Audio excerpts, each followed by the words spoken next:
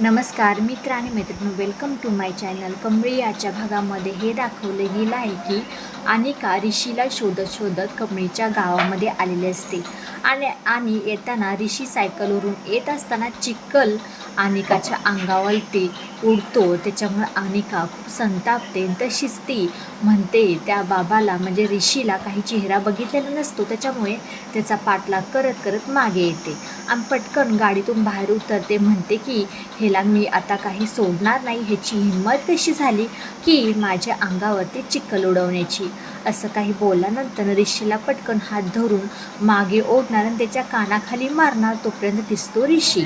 अरे ऋष, तू इथे या गावामध्ये या वस्तीमध्ये किती घाण जागी राहतोस ना, आणि पहिल्यांदा हे कपडे चेंज कर, किती घाण वास येतो ह्याच्यातून.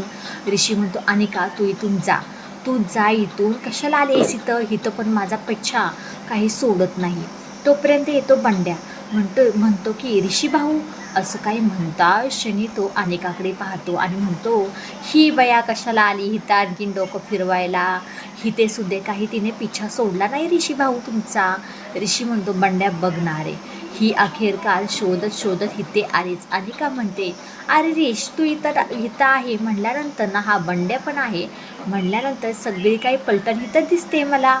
काय योग आहे सगळ्यांचा. खरंच माझा जो काही विचार चालला होता डोक्यामध्ये तो खरंच खरा होता. आणि सगळेजण हितच आहे म्हणल्यानंतर ते कमळी टंबळीसुद्धा हितीच असणार आहे. आणि तिच्या दबावाखाली तर ऋष तू सगळं काही करत आहेस ना. ऋषी म्हणतो नाही. कमळीला अजिबात एका शब्दाने तो अनिका काहीसुद्धा बोलायच नाही. चालती हो इथून, निघून जा. तोपर्यंत त्या गोठ्याच्या मालकीनबाई असतात ते येतात. ऋषी अरे ही पोरगी कोण. ऋषीला असं म्हणल्यानंतर म्हणतो की माझ्या कॉलेजमधली शिकणारी आहे. अरे इथे कशाला, राहणार कुठेही. तोपर्यंत अनिका म्हणते राहणार कुठे म्हणजे मी इथंच राहणार जिथे ऋषी राहतो. ए बया हे गाव आहे, गाव शहर नाही आहे. इथे पोरगण पोरगी एकत्र राहू शकत नाहीत. असं काही म्हणल्यानंतर अनिका म्हणते अहो मावशी, जिथे तुम्ही तुमच्या घरामध्ये राहताना तिथे मी राहते आणि मी रेंटसुद्धा देईन, माझ्या राहण्याचा पैसा पाणीसुद्धा देईन. तोपर्यंत गोठ्यावाला मालकीनबाई म्हणतात अगं तू पैशाचा माज मला काही दाखवू नकोस. माझ्याकडं बक्कळ पैसा आहे, देऊ पण नकोस. ती मी तू अपेक्षासुद्धा केली नाही आहे. तू माझ्याबरोबर राहू शकतीस, फक्त ऋषीबरोबर राहू नकोस. अरे बंड्या ऋषीला एखादं काम दिलं तसं हिलाही देऊया ना. बंड्या म्हणतो अहो मावशी हिला कुठलं काम जमतंय, विषय सोडा हिचा तुम्ही. अरे ऋषीला तरी कुठे येत होतं, ही हळूहळू शिकेल. असं काही झाल्यानंतर न इथे सगळेजणी जातात आपापल्या कामाला आणि ते ऋषीपाशी येते आपली सरू आल्यानंतर म्हणते हे पोरगं आयुष्यरामात राहणारं पोरगं इथे फक्त आणि फक्त कमळीसाठी आलं आणि किती धडपडतंय, किती काम करतंय फक्त कमळीसाठी. हे सगळं काही बघितल्यानंतर न म्हणते की ऋषी बाबा मी तुमच्यासाठी डब्बा नाश्त्याचा घेऊन आला आहे. तोपर्यंत ऋषी म्हणतो अहो साधना मावशी कशाला आणायचं, कशाला त्रास करायचा. सरू म्हणते की अरे जोपर्यंत तुम्हाला ओळखत नव्हतास तोपर्यंत म्हणायचा साधना मावशी मला हे पाहिजे ते पाहिजे, हे करून द्या ते करून द्या, सारखं मागा लागायचा. आणि आता ओळखतोय तर हे सगळं काही असं बोलतोयस. तोपर्यंत साधना म्हणते म्हणजे आपली सरू म्हणते ऋषी बाबा मला तुमच्याशी काही बोलायचं होतं. तोपर्यंत जाऊ द्याल तुम्ही आता नाश्ता करून घ्या, आपण ह्या गोष्टीवरती नंतर बोलूया. ऋषी म्हणते साधना मावशी काय झालं, बोलाल का नाही, आत्ता तरी बोला तुम्ही. तोपर्यंत हे सगळं काही चालू असताना निग्गे आणि कमळी दोघीजणी मागून ऐकत असतात. तोपर्यंत साधना मावशी म्हणतात की अहो ऋषी बाबा तुम्ही इथे कमळीसाठी आलाय खरं, पण हे नयनतारा मॅडमला जर माहीत पडलं तर काय होईल तुम्हाला माहिती आहे ना. ऋषी म्हणतो हो चांगलंच माहिती आहे, पण मला एवढं मात्र नक्की कळतं आहे की आईच्या मना इतपत कमळी काही तिच्या मापात काही बसत नाही आहे. कमळी तशी नाही आहे, पण कमळी कशी आहे ते मला चांगलंच माहिती आहे. फक्त आणि फक्त कमळी दुसऱ्यांसाठी इतरांसाठी धडपडणार आहे, ती स्वतःसाठी कधीही विचार करत नाही. ह्या पलीकडे खूप छान आहे माझी कमळी.